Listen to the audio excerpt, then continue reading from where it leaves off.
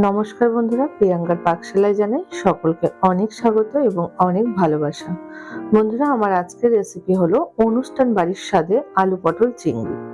অনুষ্ঠান বাড়িতে কিভাবে আলু পটল চিংড়ি স্টেপ বাই স্টেপ রান্না করা হয় তার সমস্তটাই আমি এই ভিডিওর মাধ্যমে শেয়ার করব। তাহলে চলো আমার এই পুরো ভিডিওটি তোমরা দেখতে থাকো। এখানে আমি আলু পটল চিংড়ি বানানোর জন্য নিয়েছি 400 গ্রাম পরিমাণ পটল, নিয়েছি 3টে মাঝারি সাইজের আলু যেগুলোকে টুকরো করে কেটে রেখেছি, আর আছে এখানে 300 গ্রাম পরিমাণ চিংড়ি মাছ। এরপর আমি কড়াইটা গরমে বসিয়ে এখানে আমি দিয়ে দিলাম 50 গ্রাম মতো সাদা এবং সরিষার তেল মিলে, তবে পুরো রান্নাটা কিন্তু সর্ষের তেলে করলেও ভালো হবে। এরপর তেলটা গরম হয়ে এলে এখানে আমি আলুগুলোকে লবণ এবং হলুদ মাখিয়ে দিয়ে মিডিয়াম টু হাই ফ্লেমে রেখে একটু লাল লাল করে ভেজে তুলে নিলাম। এরপরে দিয়ে দেব লবণ এবং হলুদ মাখিয়ে কেটে রাখা পটলের খোসাগুলোকে কিন্তু পুরোপুরি ছাড়িয়ে ফেললে হবে না, ঠিক যেমন ভাবে ছাড়ানো আছে একটু একটু রেখে এইভাবে ছাড়াতে হবে। তারপরে পটলগুলো ভেজে আমি তুলে নিয়ে এই তেলের মধ্যে দিয়ে দেব লবণ এবং হলুদ মাখিয়ে রাখা চিংড়ি মাছগুলো। এগুলো আমি মিনিট 15 আগে মাখিয়ে রেখেছিলাম। লবণ এবং হলুদটা আগে থেকে মাখিয়ে দিলে ভাজাটা ভালো হয় এবং এর কালারটাও খুব সুন্দর আসে, সেটা সবজি হোক কিংবা মাছ। এরপর ওই একই তেলের মধ্যে দিয়ে দিলাম একটা তেজপাতা, 2টো শুকনো লঙ্কা, আর দিয়ে দেবো গোটা গরম মশলা, যার মধ্যে দিলাম এলাচ, দারচিনি এবং লবঙ্গ। তারপর দিয়ে দিলাম গোটা জিরে হাফ টিস্পুন মতো।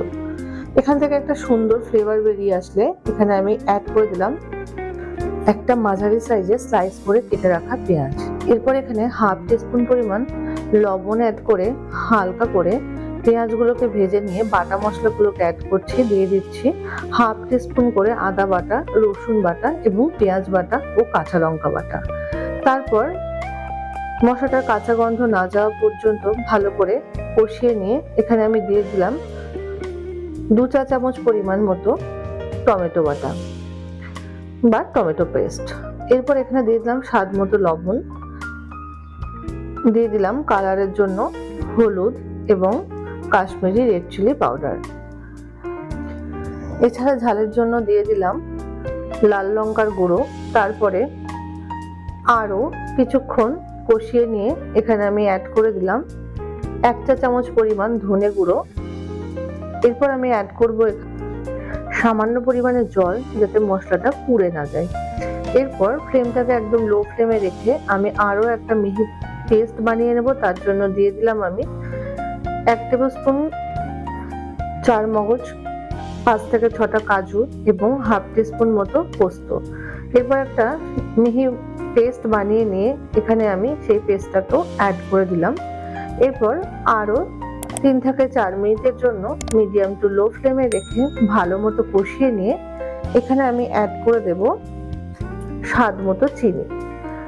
তারপর এখানে দিয়ে দেব আগে থেকে ভেজে রাখা পটল, আলু এবং চিংড়ি মাছ। এই সমস্ত উপকরণগুলি দিয়ে আমি আরো 2 থেকে 3 মিনিটের জন্য মিডিয়াম টু লো ফ্লেমে রেখে কষিয়ে নেওয়ার পর এখানে অ্যাড করব 2 টেবিলস্পুন মতো টক দই, যেটা আমি আগে থেকেই ফেটিয়ে রেখেছিলাম।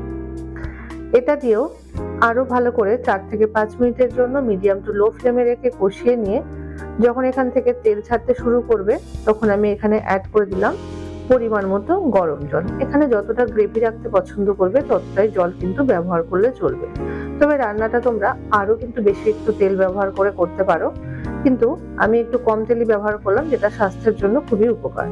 এরপর দিয়ে দিলাম হাফ টিস্পুন মতো গরম মশলা। তারপরে এটাকে দিয়ে আরো 10 থেকে 12 মিনিটের জন্য মিডিয়াম টু লো ফ্লেমে রেখে কুক করে নিলেই রেডি হয়ে যাবে এই সুস্বাদু আলু পটল চিংড়ির রেসিপিটা। তবে এখানে তোমরা কেউ 1 চা চামচ মতো ঘি অ্যাড করতে পারো, কিন্তু আমি ঘিটাকে এখানে স্কিপ করে গেলাম।